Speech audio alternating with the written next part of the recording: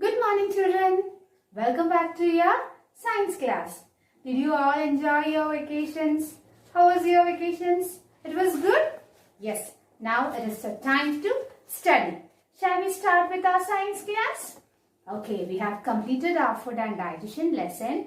Now, in our today's class, we are starting our new and very interesting lesson.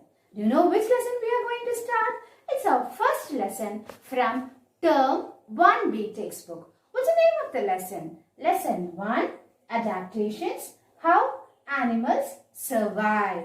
We are going to see about a new thing, that is adaptation. Children, you all know that plants and animals are seen everywhere in the world, isn't it? But think of animals. Whether all types of animals are seen everywhere? No. Some animals we can see them on the land.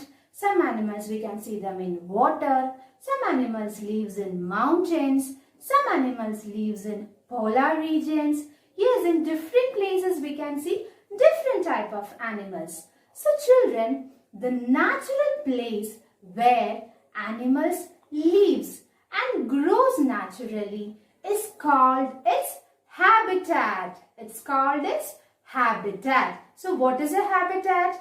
The natural place where animals lives and grows naturally is called its habitat.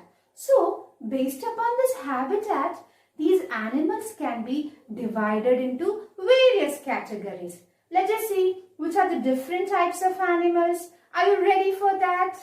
Okay, now one person is here in our class. Yes, who is this? Yes, this is a tiger.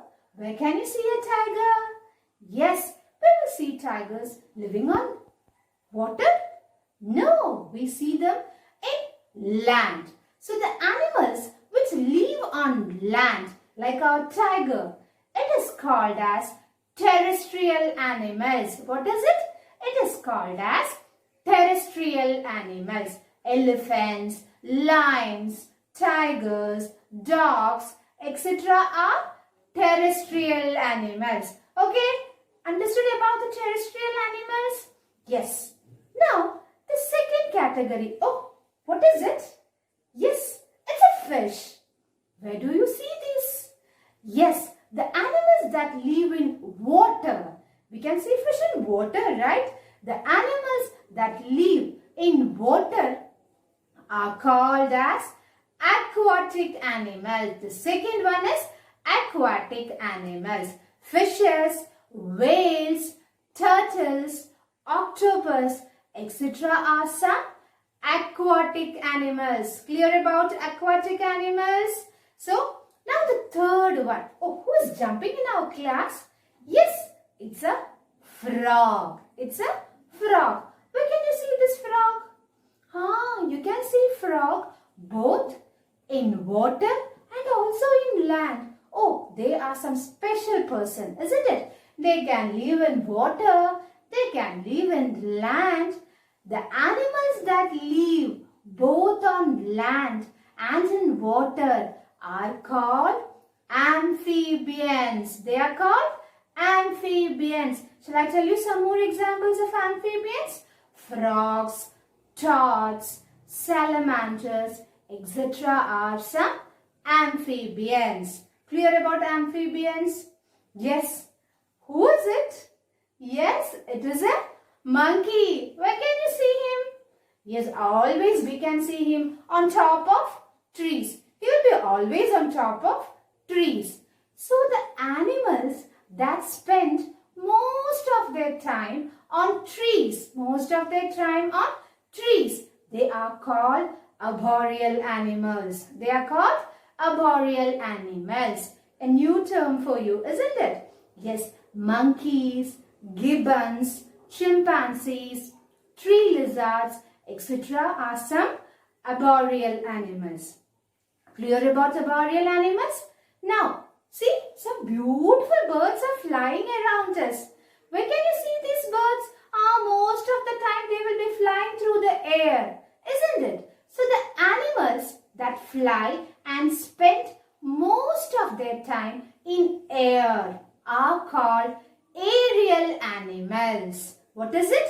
Aerial animals. Birds, bats and most of the insects. They are aerial animals. Clear about the different categories? We saw terrestrial animals. Then we saw aquatic animals. Then amphibians. The fourth category, arboreal animals. Then we saw aerial animals. Clear about the different categories? Now, children, all the animals will not be able to live in all the places, isn't it? So what will these animals do? Not only animals, plants also. Animals and plants have some special features in their bodies to adjust with the environment in which they live. Okay, the process of developing special features in the body to adjust in the surroundings, it is called as adaptation. Yes, the new term which we are going to study in our lesson, that is adaptation. So what is adaptation? The process of developing special features in their body to adjust in the surroundings is called adaptation. So some of the animals will be adapting in some situations, some others will not be able to. So those who are okay with the environment, with specific environment, they only will survive. Others will not be able to live in that environment, isn't it? So that is adaptation. Did you understand about adaptation? Is it clear about adaptation? Okay, now what we are going to see?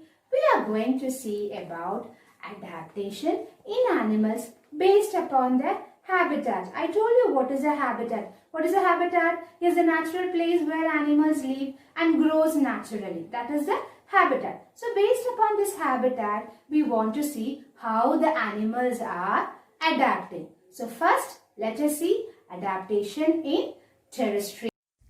Children, let us see the adaptation of some terrestrial animals.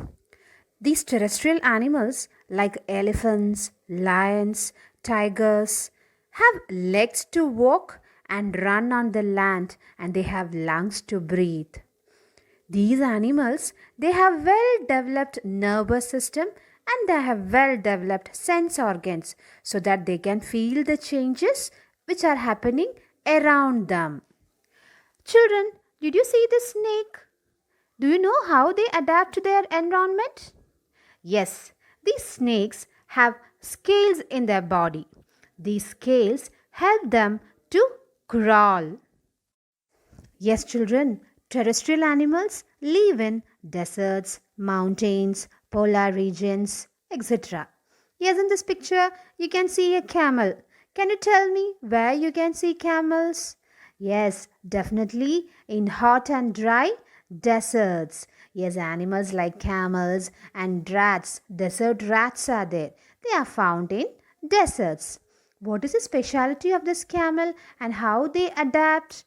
Camels have a thick skin with very little hair in their body so that they do not lose much water. The next specialty is look into their legs. Yes, they have fleshy soles that help them to move on sand.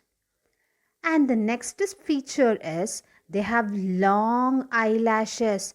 These eyelashes help them to protect their eyes from sandstorms so that sand will not enter their eyes. Yes, you know that some of the terrestrial animals are seen in mountains, polar regions, isn't it?